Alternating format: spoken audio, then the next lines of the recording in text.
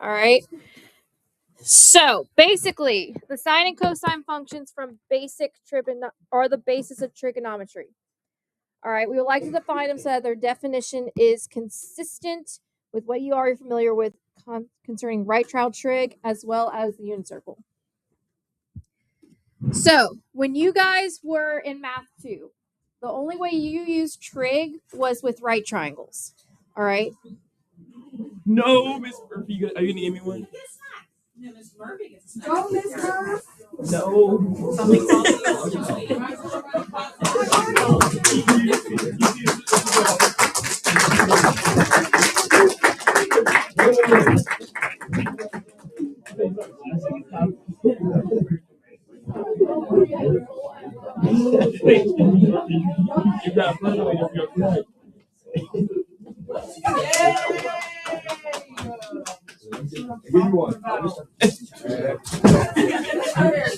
All right. So when y'all were in math 2, the only way y'all used trig was with right triangles. So typically, if you had some right triangle and you were given some reference angle, let's call that theta. All right, so remember, so when we talked about like sector area and all that stuff, theta represented an angle measure. All right, an unknown angle measure. All right, it was all about what you would use, the side lengths that you would use in terms of what sides were you given in terms of your reference angle. That's what you would figure out for those trig functions. So this comes from SOHCAHTOA. Does anyone remember what SOHCAHTOA means?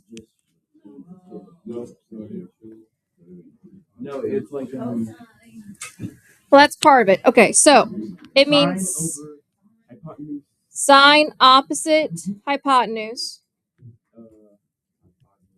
Cosine adjacent. There you go. Cosine adjacent hypotenuse. And tangent opposite adjacent. All right. So essentially, all SOHCAHTOA is a way to remember how to set up trig ratios. So sine would be opposite over hypotenuse. So sine of theta would equal opposite over hypotenuse. And I would write this down, guys. Cosine of theta is adjacent over hypotenuse. And tangent of theta is equal to opposite over adjacent. Typically, you use these ratios to find either a missing angle in a right triangle or a missing side in a right triangle where they didn't give you enough sides to use Pythagorean theorem.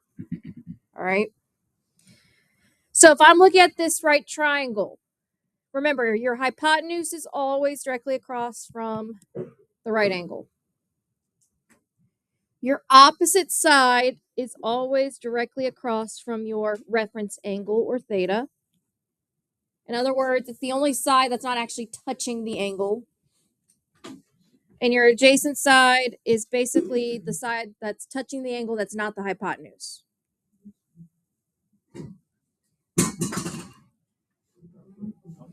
Now, the only two ratios that we care about in this class is sine and cosine. So we don't typically use tangent functions in math 3. It's just going to be sine functions and cosine functions. So remember, sine is opposite over hypotenuse. Cosine is adjacent over hypotenuse. That's how we find it. All right. Now, remember how we found all of the coordinates last week? What did we use to find the coordinates last week of all the parts of the unit circle? What shape did we use? Triangles. We use special right triangles. Well, since they're right triangles, that's where the connect is between the unit circle and trig. All right, so for this first exercise, they say consider the unit circle below where theta is your angle, so we don't know exactly what angle it is. So given the right triangle shown, find expression for sine of theta. So we're going to define sine of theta as something. So remember, sine is what over what? Opposite over hypotenuse. All right. So whenever I always tell my math 2 kids, whenever you do anything with trig, you start by labeling your sides. All right. So with this triangle, our reference angle theta is right here. So each side's labeled y, x, and 1. So which side in reference to that angle theta is my hypotenuse? The 1. What side is my adjacent? X. What side is my opposite? Y. So if I want opposite over hypotenuse, what 2 values am I using? Y and 1. So what would it be as a ratio or a fraction? Y over 1. Which simplifies down to what? What's y divided by 1? Y. So sine of theta is equal to y. Now, let's do the same thing, but for cosine. So remember, cosine of theta, it's what? What's the ratio? So not with the side lengths, but what's the formula for finding it? Adjacent over hypotenuse. So using the same triangle that we already labeled, cosine of theta would be what over what? X over 1. So if I simplify that ratio down, what does that mean? It equals to x. Now,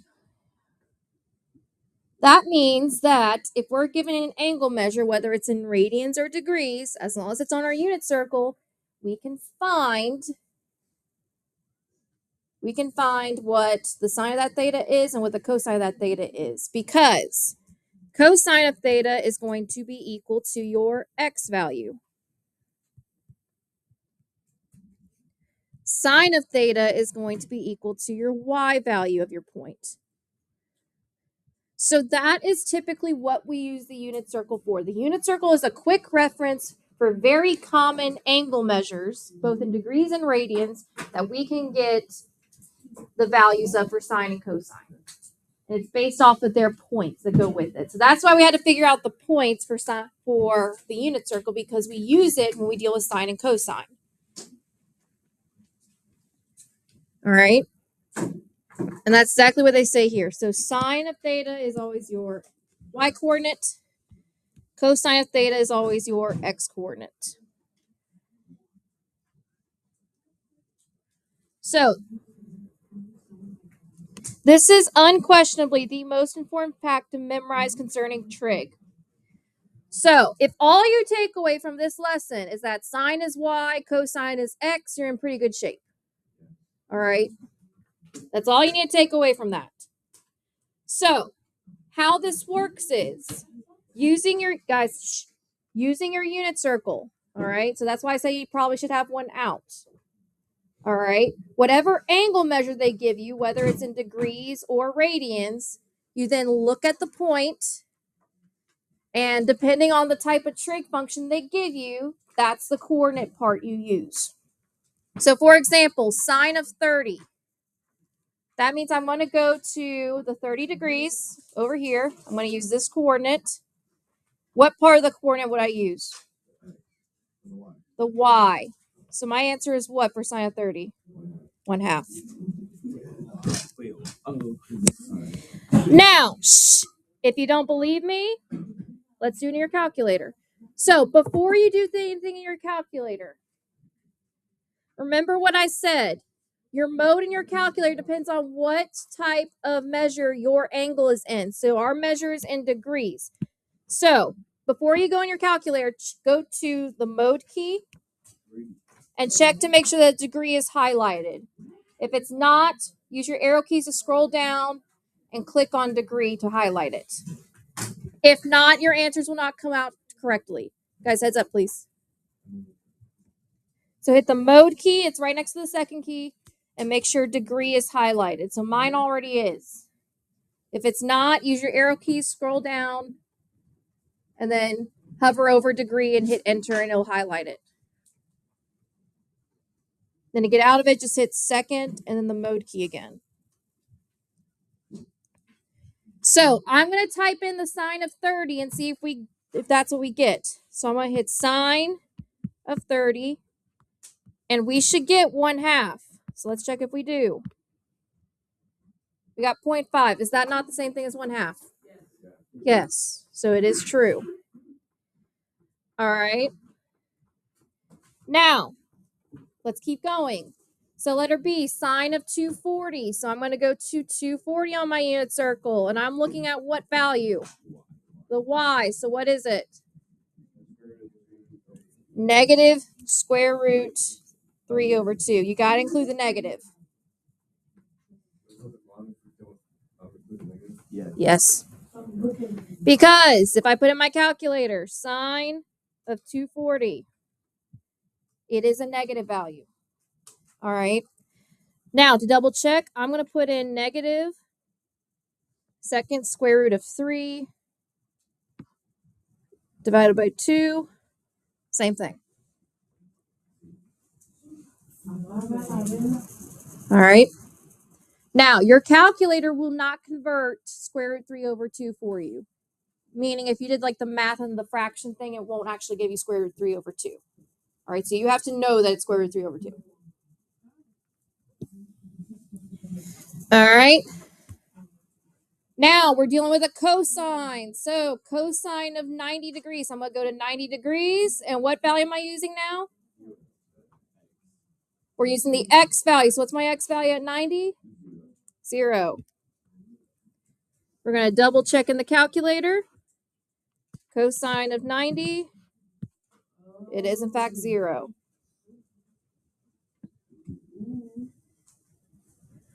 Cosine of 180 would be what? -1. The x value is -1 at 180. Sine of 90, what is it? 1.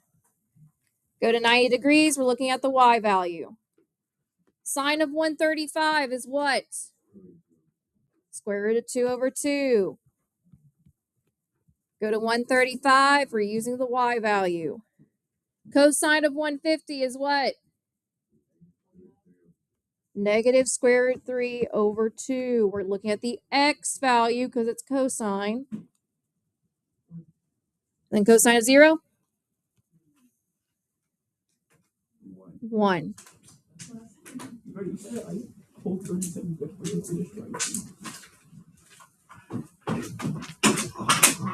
So that's why you had to know the unit circle, because now you got exact values for sine and cosine.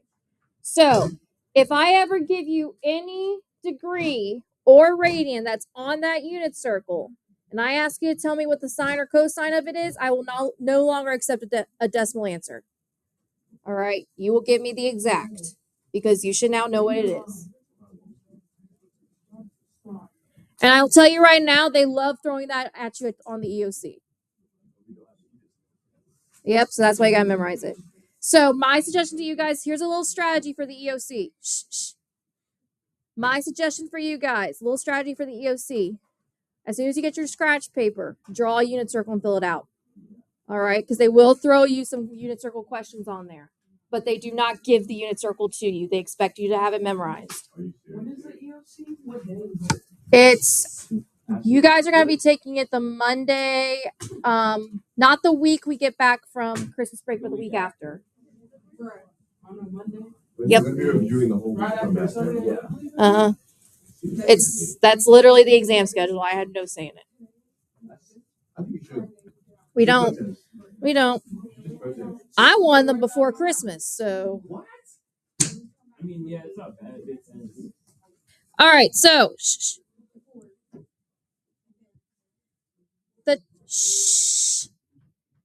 the terminal ray of angle alpha drawn in standard position passes through the point -0.6, 0.8, which lies on the unit circle.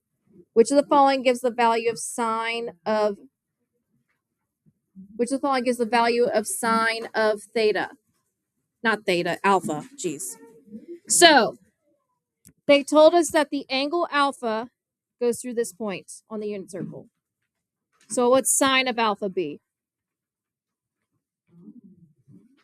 So in other words, guys, we're using the point they gave us, and you just got to tell me what value gives you sine. So sine always comes from the Y. y value. So your answer will be 0.8. That's all you got to do. Now, it is important to be able to determine the sign, whether it's positive or negative, of each of the two basic trigonometric functions for an angle whose terminal ray lies in a given quadrant. So what they mean by terminal ray is, for example, let's say you were looking at the 30-degree angle in the unit circle. The terminal ray is the radius that connects to the 30 degrees. So it's this would be the terminal ray right here, this line. All right, because technically the angle we're looking at is right here. All right. So for each quadrant below, we're going to determine if the sine and cosine of the angle whose terminal ray falls in the quadrant is positive or negative. So in other words, whatever quadrant we're looking at, you're basically telling me whether the x's are positive, x's are negative, y's are positive, y's are negative. So just to recount, sine is what value? Cosine is what? X.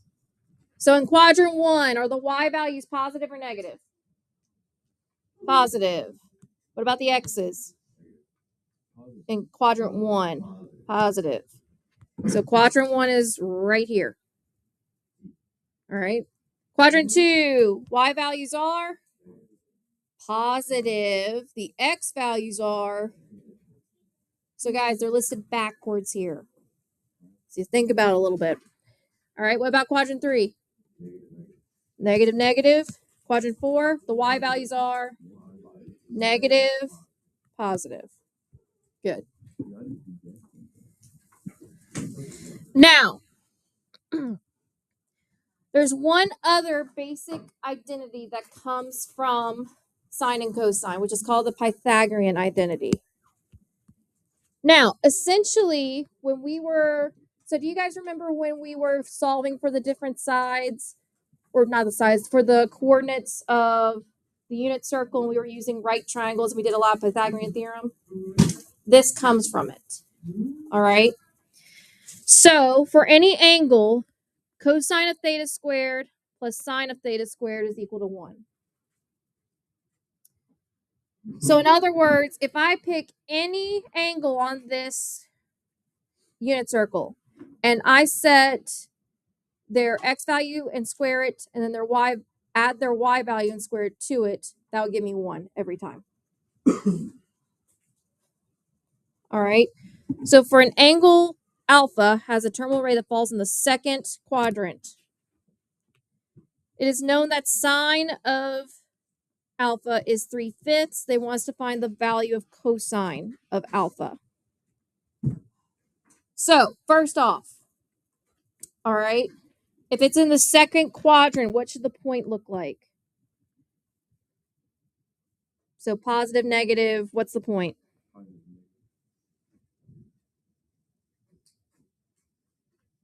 So is the x value positive or negative in the second quadrant? Y value is positive or negative? Positive. All right. So what we're going to do is they already gave us what sine of alpha is. And they want us to find cosine of alpha. So that's why we're going to use this property. So in other words, we're going to say sine of alpha all squared plus cosine of alpha all squared should be equal to 1. So they told us that sine of alpha is 3/5.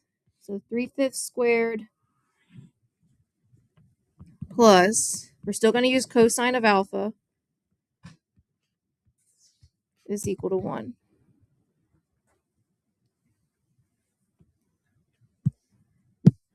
And we don't have to put the squared on 1. Why?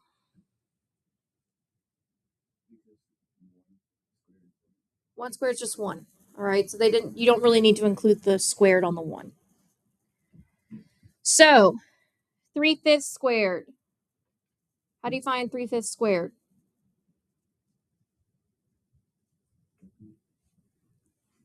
So little hint. 3/5 squared is the same thing as doing 3 squared over 5 squared. So what would 3/5 squareds be? 9/25. So 9/25 plus cosine of alpha all squared is equal to 1. So what's my next step?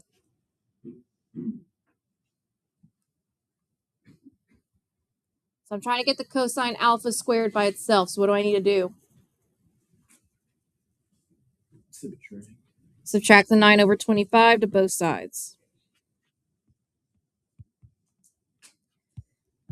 So cosine of alpha all squared is equal to 1 is equivalent to what as a fraction with a denominator of 25? 25/25. So if I do 25/25 minus 9/25, you're just subtracting the numerator. So what's 25 minus 9? Yep.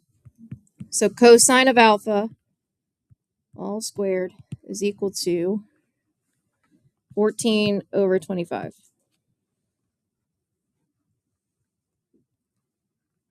What's my last step to get cosine of alpha by itself?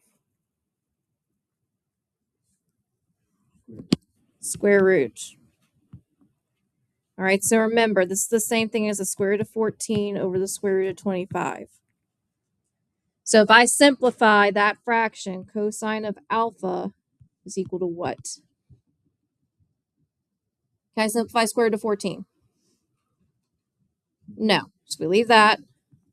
Can I simplify the square root of 25? What is it? 5.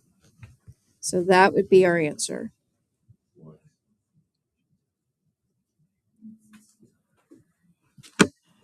So guys, all I did was Pythagorean theorem. Okay? So let's just say that we said screw it. We didn't want to deal with the cosine and the sines. All right? Let's just say that we had a right triangle. All right? And they said that if this was alpha,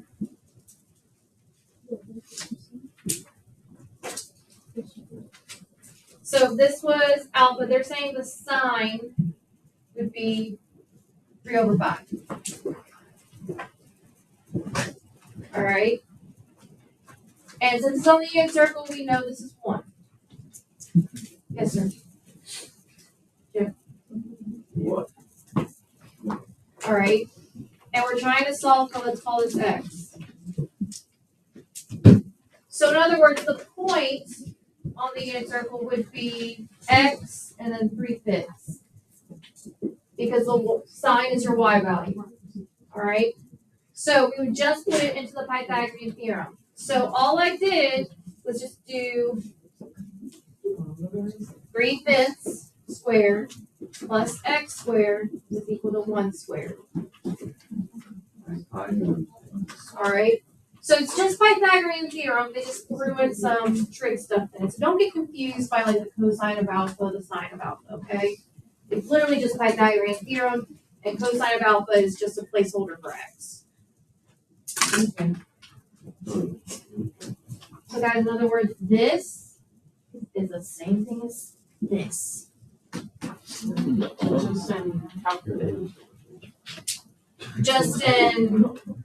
Just in trig form. All right. So if you need to like write that and understand it, write it. All right. This is the exact same thing as this. All right. All they did was just take this cosine of alpha, and that's our placeholder for x.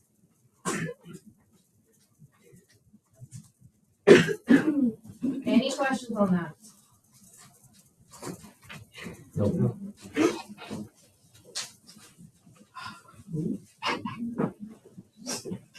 All right. So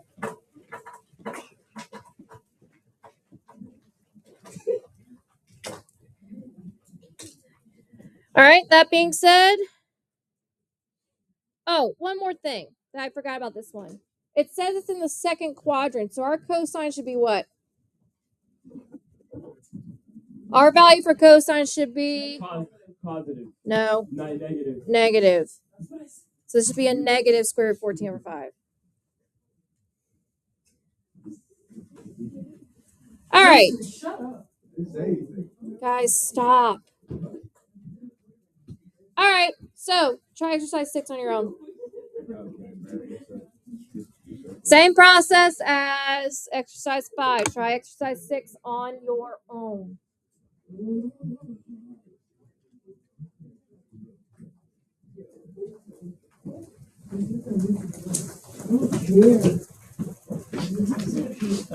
Try exercise 6 on your own.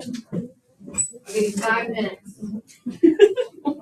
So stop talking and try the exercise.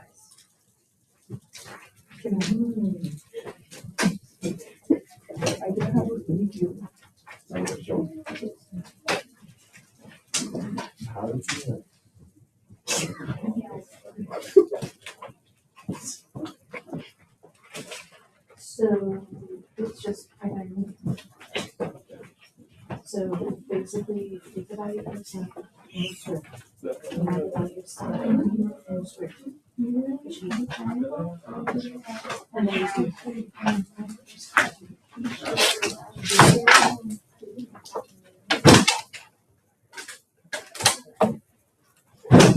So guys, I want it in radical form. I don't want a decimal.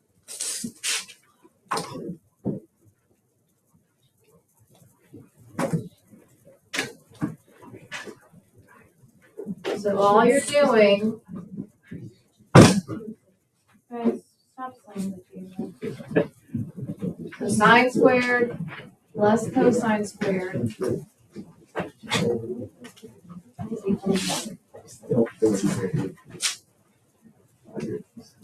So they gave you the value of cosine, so this right here will be what? Sine.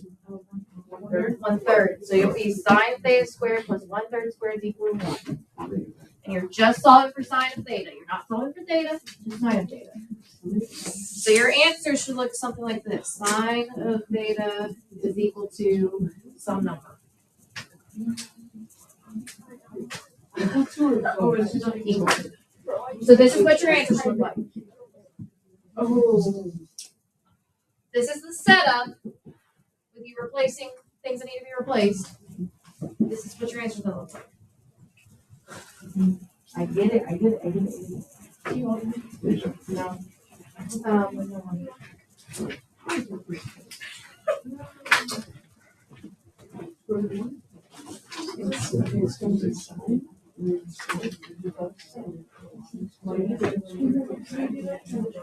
No. So 1/3 beer cake. Sine was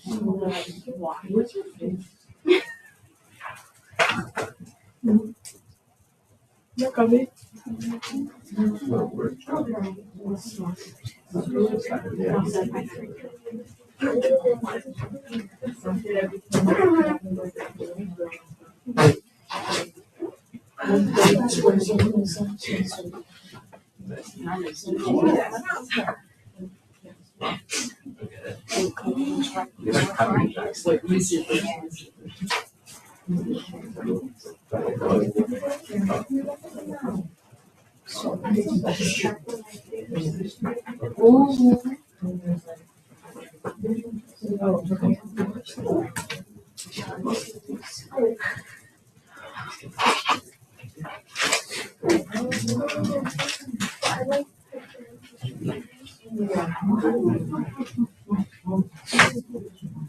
So you square root 1/3.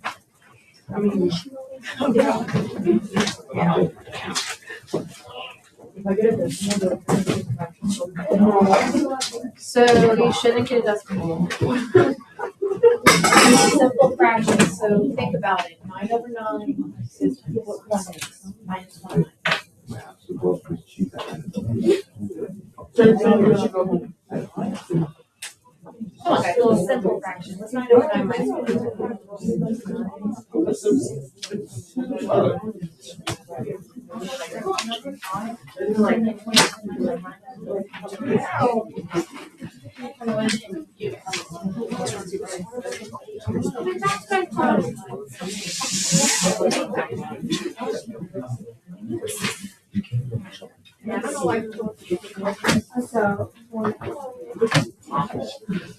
I'll be right there. Okay. So guys, another way you can think about this is x squared plus y squared equals 1. If you think about it, that's the equation that gives you the unit circle. The equation of a circle that gives you the unit circle.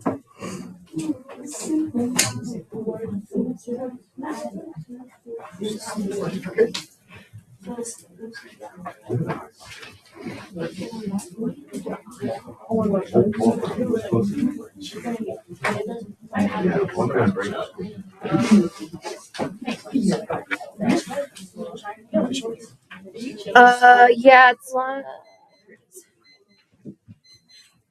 There you go. All right, so real quick, it has come to my attention that this is not 14, it's 16. So the square root of 16 is what? 4. So this should be negative 4 over 5. I blame Camden. I'm joking, Camden. I didn't catch it either, so I'm joking. All right, so all right. So how would I set up example 6? Let's go with Brayden.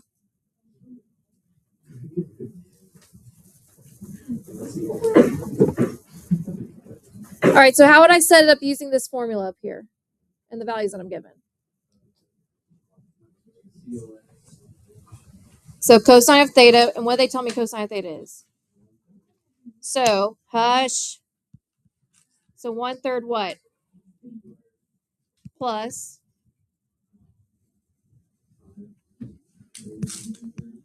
Good. And it's equal to what? 1. Good. All right. So, Celeste, what's 1/3 squared?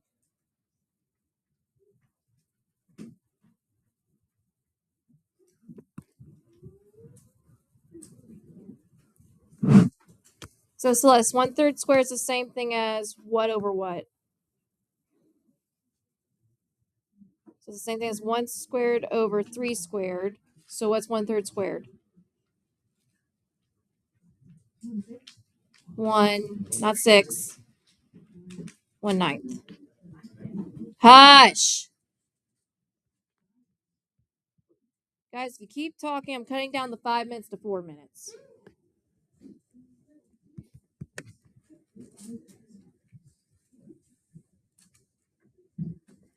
All right, so what's my next step? Jacob. All right, so I'm trying to get this sine of theta squared by itself. So what do I need to do this 1/9? 1/9. Mm-hmm.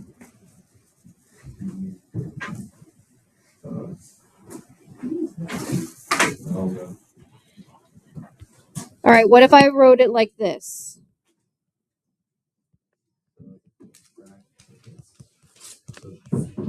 I'll do what? There you go.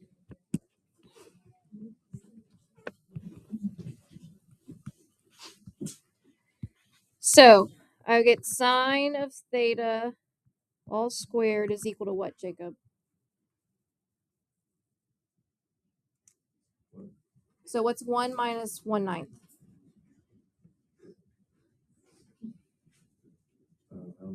So what number divided by what number gives you 1?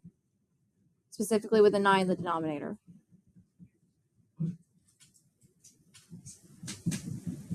So if 9's in my denominator, what number divided by 9 gives me 1?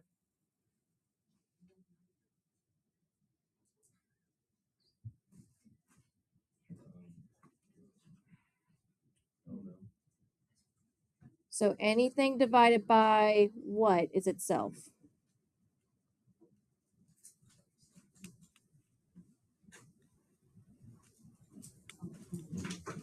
All right, someone help him out. So what divided by 9 gives you 1? 9. So I'm doing 9 over 9 minus 1 over 9, which would give us what? 8 over 9. So sine of theta all squared is equal to 8 over 9. What's my next step, Tobias? Square root both sides. So sine of theta is equal to square root of 8 over the square root of 9. So what's my final answer when I simplify, Tiana?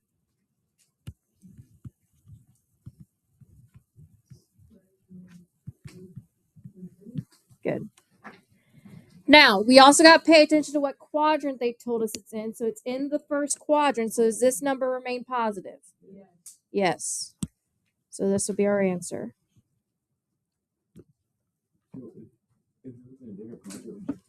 So for example, if it said it was in quadrant 3, you would say you would just make a negative next to it. Yeah. All right. So that's finding the sine and cosine of different values.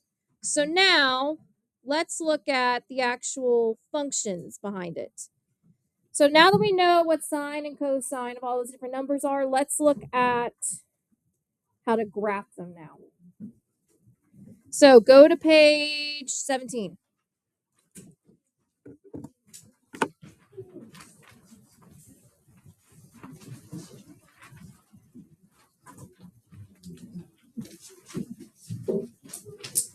So another trick that comes into play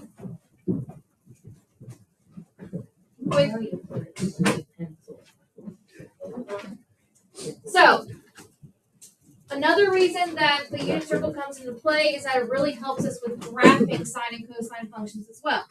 Now, you've technically seen a sine and cosine function graphed before. Does anyone remember that activity that we did at the beginning of this unit where we graphed the daylight hours? No. Yeah. Yeah. It had like that wave-like thing. Yeah. That's what a sine and cosine graph looks like. So both the sine and cosine graph look something like this. It's an ongoing wave forever and ever. All right? But depending on where it starts determines whether it's sine or cosine. We'll look at that in just a second. All right? So we're just going to look at what the basic sine and cosine curves look like. And then we'll look at some different parts of it. So I'm on page 17.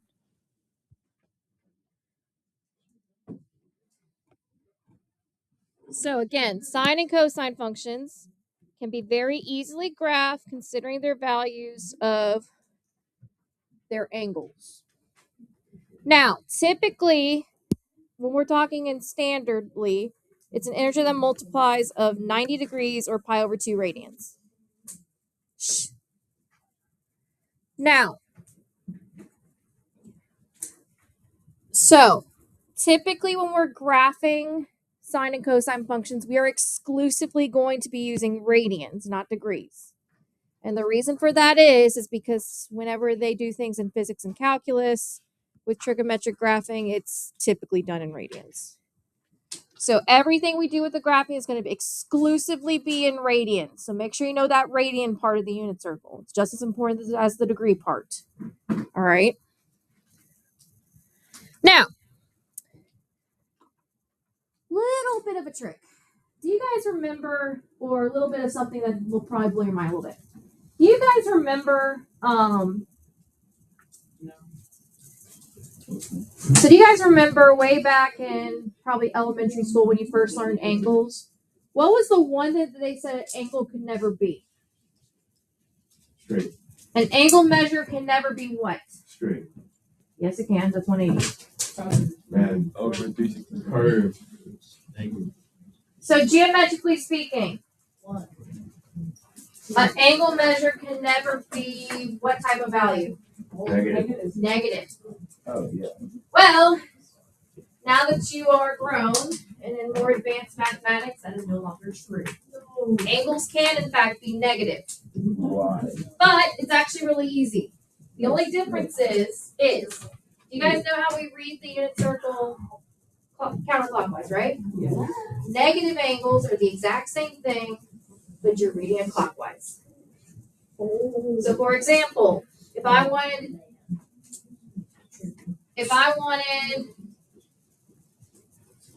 what negative 30 degrees was, all right, that's equivalent to 330 degrees on the unit circle. Because instead of going counterclockwise, I'm going clockwise. All right, that's the only difference. All right. So, let's just see how well y'all can do. So, let's say I wanted to find negative 90 degrees. What's the equivalent of negative 90 degrees? So we start at the same point always. 270. It is 270. What? Because if we go 90 degrees away clockwise, our first 90 degrees gets 270. All right. What would negative 45 degrees be? So what would be the first 45 degrees that we get if we go 315. at 315? Oh my God. So does that make sense, guys? Yeah. All right, let's try in radians. So let's say I want negative pi over 3. So where pi over 3 is originally, Five. it'll be 5 pi over 3. Good. Because pi over 3 is our first third, that means if we go clockwise, the first third we end up at. All right? So guys, it's basically, another way to think about it, if you wrote the unit circle going clockwise, those are all negative degrees. All right? So basically, if you rewrote the entire unit circle just clockwise, and the coordinates would stay exactly the same, only the degrees and the radians would change, but they would just be negative. That is negative degrees, or negative radians. That makes sense? Yes, no, maybe. Absolutely. No. Okay, so let's just do this. So let's just go down the line, but we're going clockwise. We're going to list all the angle measures as negatives. All right? So this would still be 0 and negative 360, or negative 25. So you're basically just listing the unit circle backwards. So it'll be my first thing on the unit circle. Negative. Negative 30, Negative. which is also negative pi over 3. Pi over 6. Pi over 6. Then we would have what? Negative. Negative 45 degrees, or negative pi over 4. What would this be? So what comes next when you circle out of 45? 60. 60. Oh. And pi over 3, yes. Shh. So this would be what? Negative 90. Negative 90. Negative pi over 2. So you guys kind of catch my drift of what's going on here? Yes. I'm just listing the unit circle. I'm just going in the opposite direction. Yeah, I get it. I get it. I totally understand. All right, so now, why is that important? Well, if you look at that table, what's going on? There's some negatives there.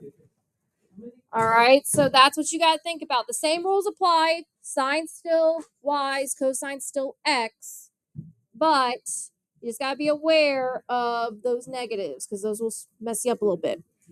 All right, so we're going to go through and we're going to list all of our values if we have cosine of x or sine of x.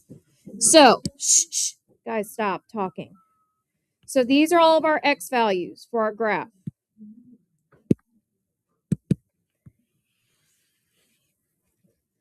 So remember, cosine is the x value on the unit circle, sine is the y value on the unit circle. So let's start with our positives first. Let's start with the ones that we already know. Guys, stop. So if I'm looking for 0 radians, what is the cosine of 0 radians? So if I look on my unit circle where it's at 0, 1. So I'm looking right here. I'm looking at the x value, so that's 1. Yes, ma'am. Yeah. What's the sine of 0? 0. That's the y value. Pi over 2. What's the cosine of pi over 2? 0. Sine? 1. Pi. What's the cosine of pi? -1. So I go here to pi. It's the x value. What's the sine? 0. 3 pi over 2. What is it? So cosine 0 and -1 for sine.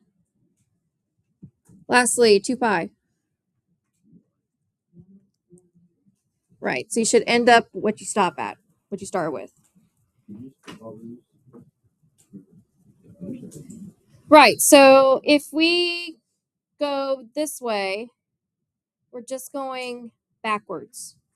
All right.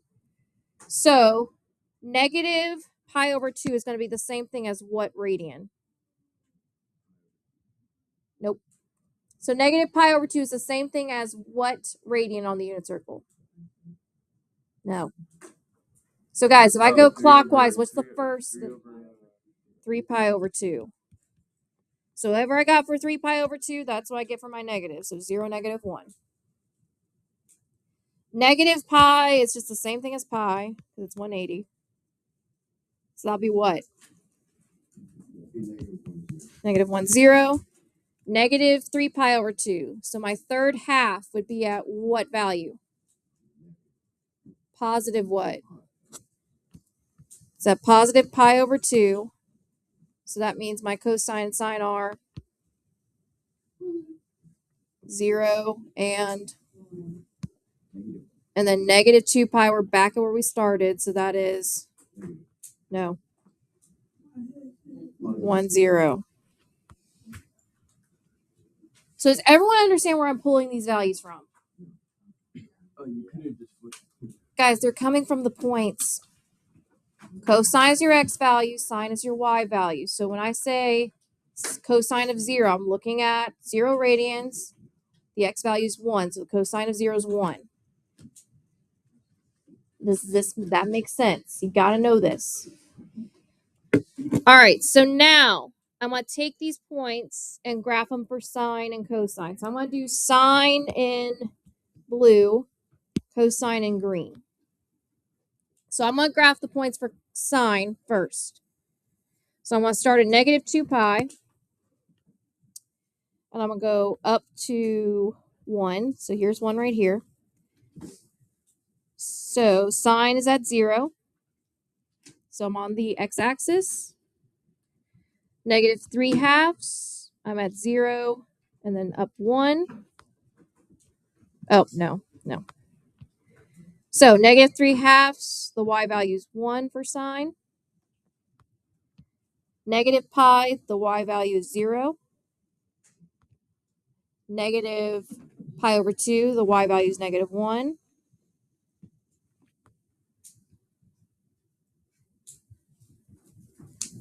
When x is 0, y is 1. Pi over 2, y is... Wait a minute. Lord help me. Y is 0 for... Then y is 1. 0, -1, 0. So my sine graph will look something like this. And it's a curve, not a line.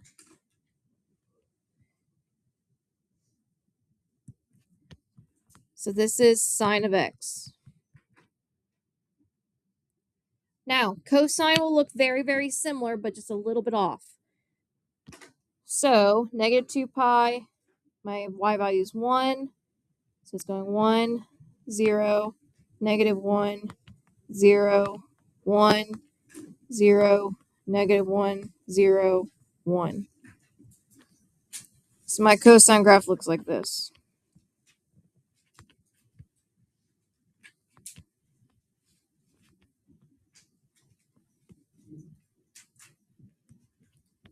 So this is cosine of x. So both graphs look like a wave. But what's kind of the difference?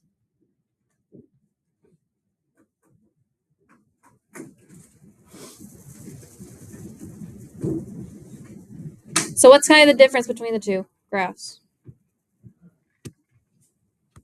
I'll give you a hint. Look at the y-axis. Where does sine hit the y-axis? Where does cosine hit the y-axis? At 1. So typically, where they hit the y-axis kind of dictates whether it's going to be sine or cosine. Sine almost always hits at 0, or what we'll soon come to find out as its midline. Cosine usually hits at either its max or its min. In this case, the max is 1, and 0 is the midline. And we'll talk about that and what that means in just a second. But you can pretty much make a sine or cosine graph based off of its phase shift, which we don't get into in this class. But sine and cosine are so very similar. If I did a transformation of the cosine graph, I can make it that sine graph. Vice versa as well with a sine. So the domain and range of sine and cosine are the same. So what would my domain be? So if I go from left to right, what is my lowest x value? Nope. What's on the end of both my graphs on the left? Arrows. So that means the lowest x value is negative infinity. What's the highest x value? Positive infinity. The range. What's my lowest y value? Negative 1. Since it hits it, we use a bracket. What's the highest? 1.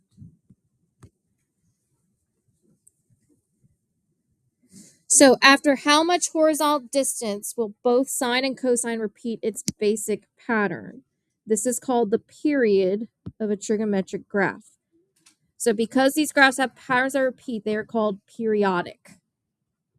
So the best way is to look at where they hit the y-axis. That'll kind of help you figure out the period. So in other words, the period is at what x value that the graph restarts the pattern. So let's start at, for the sine graph, let's start at wherever it hits the y-axis. So I'm going to go, so from the middle, I go up, middle, min, middle. What do you think my next point's going to be? Max again. So in other words, the pattern starts repeating again, right?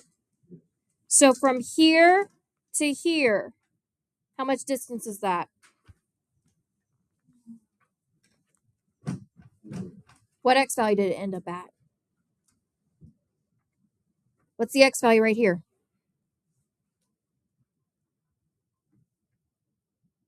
Come on, guys, it says it, 2 pi.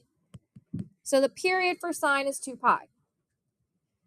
What about for cosine? So if I start at the y-axis, I start at the max, then I go to the middle, to the min, back to the middle, and then back to the max. So what do you think my next point's going to be at? Or at the max? Middle. So the pattern repeats. So from here to here is one period. So how long is that period? I'll give you a hint. It's the same thing as sine. 2 pi. So the period is 2 pi units wrong for both.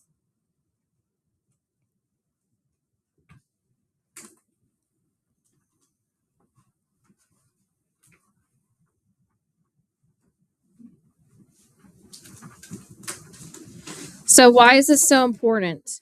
So now we can explore the effect of changing the coefficient of a trigonometric function.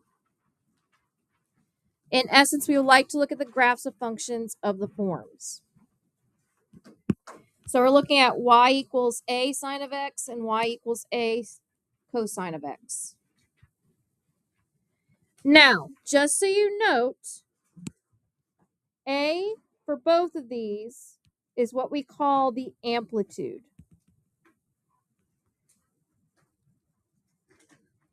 All right. So the a value is what we call the amplitude. All right. So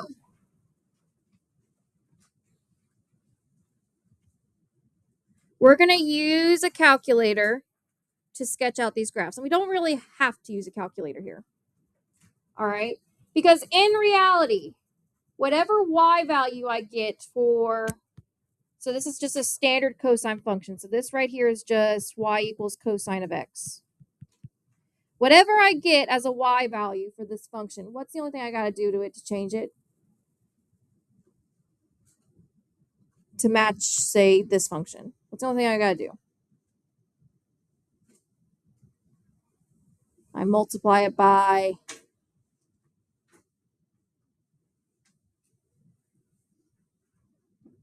So guys, for example, if cosine of x is equal to 1, what would 3 cosine of x be? 3. You just multiply it by the number in front of it. So I'm going to look at my y value. What's my y value here? What's my y value? 1. So my new y value for 3 cosine of x would be 3. So I'm going to go up to 3. What's 0 times 3? Negative 1 times 3? And then it just repeats. So 0, 3, 0, negative 3, 0, 3. So that graph will look something like this.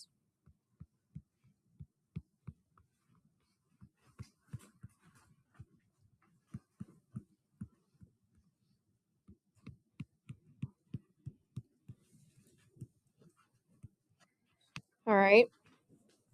What about for this next one? So what are we going to multiply our y value by now? Negative 4. So this is 1. What's 1 times negative 4? Negative 4. Negative 4. So it'll be down here. 0. So what's negative 1 times negative 4? 4. So it'll be up here. 0 again. And then it repeats itself. So negative 4, 0, 4, 0, negative 4. So our graph will look something like this.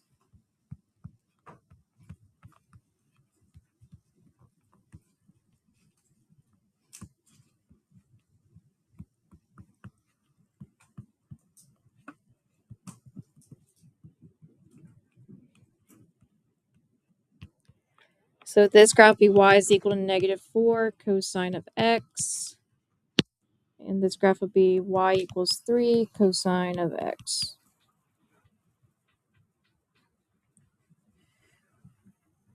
All right. What about 3/2 cosine of x? What would I do with the y values?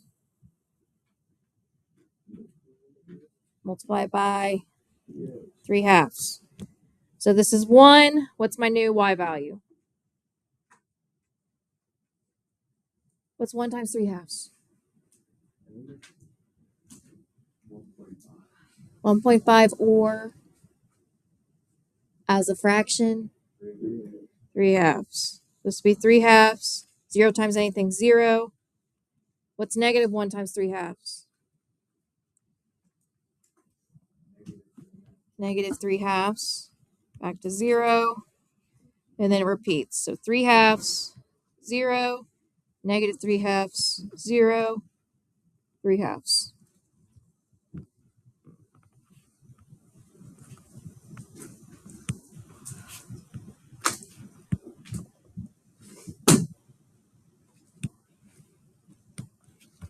So this is y equals 3/2 cosine of x. And then our last one, negative 2 cosine. That means I'm multiplying my y values by what?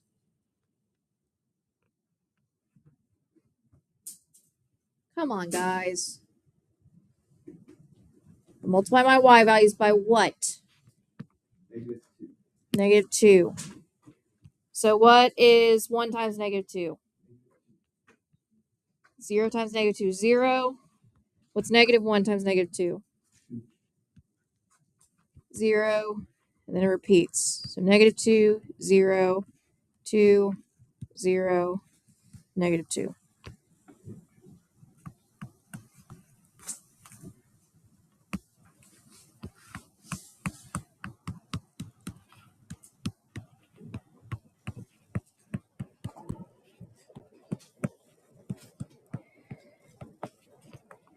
All right, so what do you notice about these graphs? So between the graph that we started with, which is that black graph, which is a little hard to see, so I'll draw over it. So this is our original graph, that cosine of x, which is considered our parent function. What's the difference between this black graph and our other 3 or 4 graphs? What's the only thing that changed?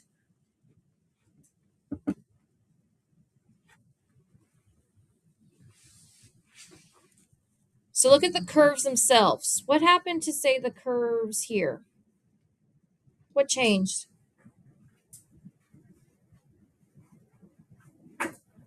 Are the peaks and valleys not higher? Yeah, they got bigger. All right. If you also noticed with the negatives, what happened? So for example, what happened between the black graph and our red graph, which is a negative graph?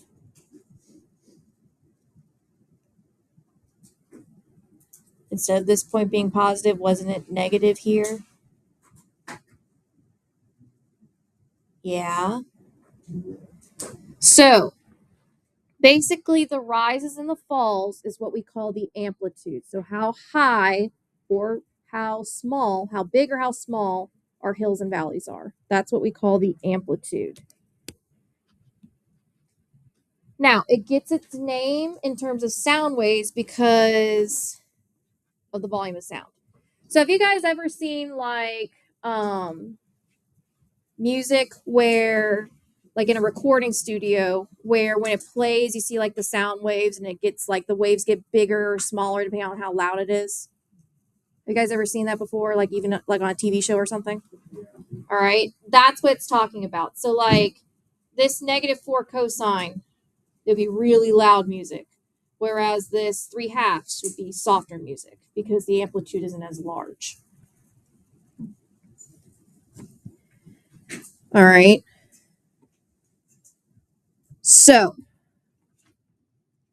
basically, all you got to do for these is multiply the y value by the amplitude, which is your a value. All right. So for each of these, we're now going to graph each of these. So for the first one, which I'll make pink, if this is just sine of x, what am I going to multiply all my y values by? 2. So my first y value will be what? What's my current y value at negative 2 pi? 0. So what's 0 times 2? So it stays there. What about here? What's my current y value? So what's my new? 2. What about here? Here? So my new value is, yep. Then it just repeats. So 0, 2, 0, -2, 0. So here's my new graph.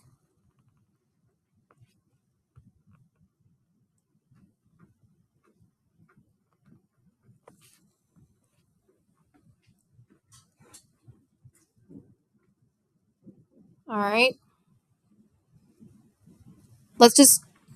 All right. I want you guys to try the next one on your own. So the 4 sine of x. Try graphing that one on your own. So remember, all you got to do is look at the y values of the black graph and just multiply it by that 4. So take a minute, graph that one on your own.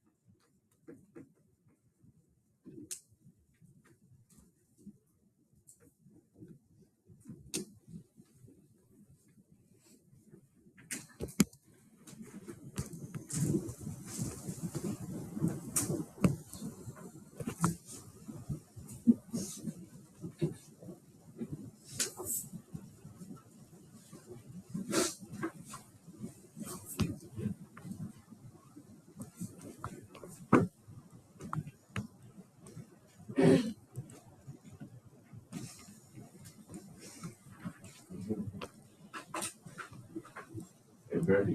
Mm-hmm. Yeah.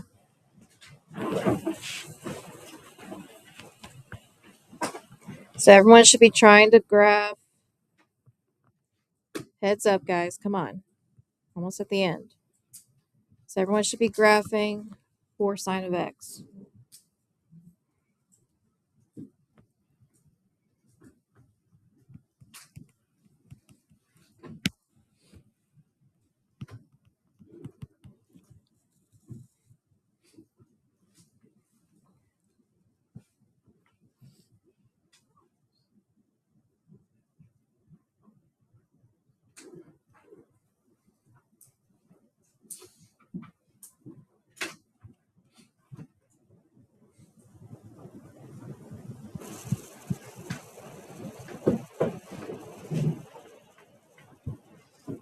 Thumbs up if you're ready. All right. Check your answer.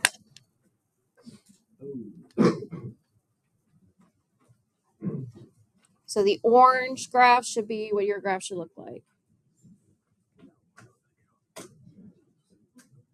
How'd you guys do? All right, so let's do the next one together. So -3 sine of x. That means I'm multiplying all my y values by what? -3. So when my y value is 0, what's my new y value? Still 0. What about when it's 1? What's my new y value?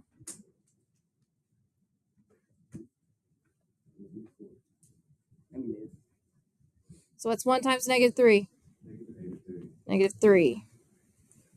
0 is still 0. What about when y is -1? What's the new y value? 3. Back at 0, and then it just repeats. So it'd be -3, 0, +3, 0.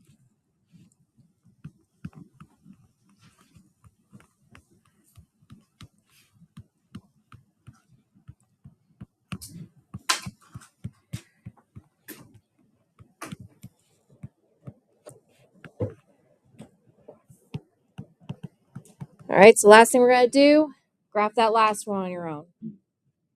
That'll be the last thing we do today.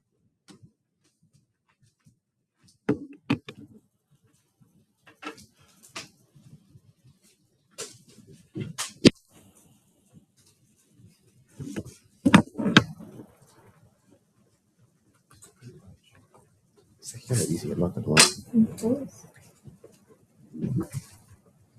When you finish graphing it, clear everything off your desk. Take your unit circle quiz real quick. So I'm going to put this face down on your desk. Do not flip it over till I tell you to do so. You write your name on the back of it, but that's it.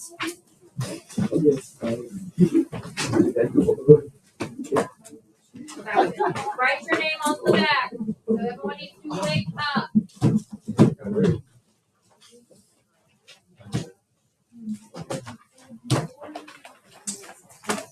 Clear your desk of everything. All unit circles need to be put up. Write your name on the back of this paper. Do not flip it over until I tell you to.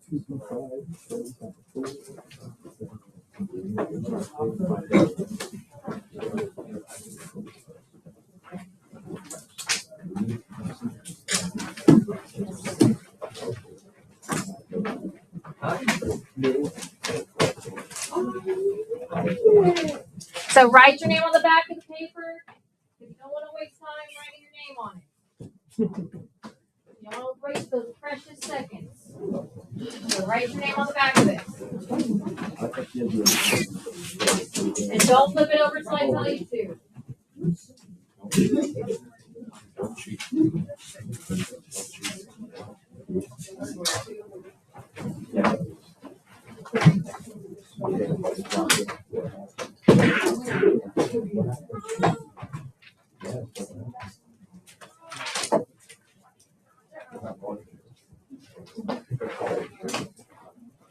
All right, so there are exactly 5 minutes till the bell, so you have till the bell rings. Your time starts now.